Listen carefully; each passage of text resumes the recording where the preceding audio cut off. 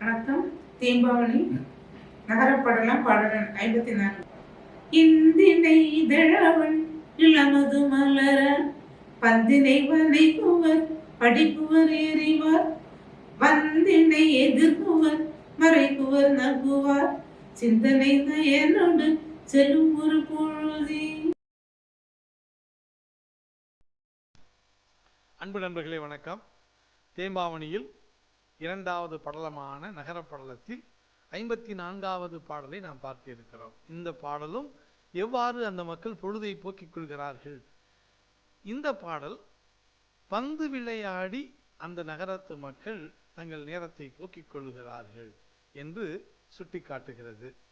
இந்து இணை இதழ் அவிழ் இடமது மலரால் பந்தினை வணைகுவர் படிகுவர் எறிவார் வந்து இணை எதிர்குவர் மறைகுவர் நகுவார் சிந்தனை நயனோடு செல்லும் ஒரு பொழுது. இங்கே இருக்கக்கூடியவர்கள் இந்து என்றால் சந்திரன், மதியை போன்று சந்திரனை போன்று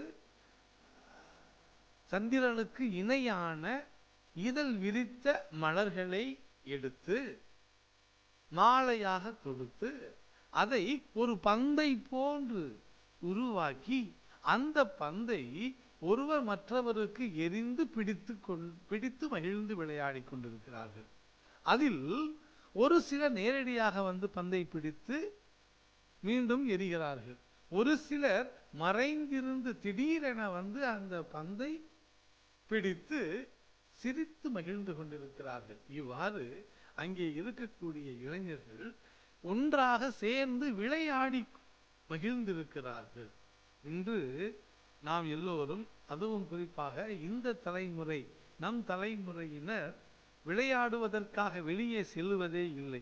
நம்முடைய பெற்றோர்கள் நம்மை விளையாட வெளியே செல்லாதே என்று சொன்ன காலம் ஒரு காலம். ஆனால் இப்பொழுது வீட்டை விட்டு வெளியே போ, விளையாடு, நண்பர்களோடு சேர்ந்து பழகு என்று சொல்லக்கூடிய காலம் இந்த காலம். ஏனென்றால் செல்போனில் நாம் முடங்கி போய்விடுகிறோம். செல்போனுக்குள்ளேயே நாம் நேரத்தையும் காலத்தையும் போக்கிக் கொள்கிறோம். இதனால் உண்மையான உறவு இருப்பதில்லை என்பதை சுட்டி காட்டக்கூடிய பாடலாக, என்றோ எழுதிய பாடல் இன்றும் நமக்கு பயன் தரக்கூடிய பாடலாக இருப்பது மிகவும் சிறப்பு. நன்றி.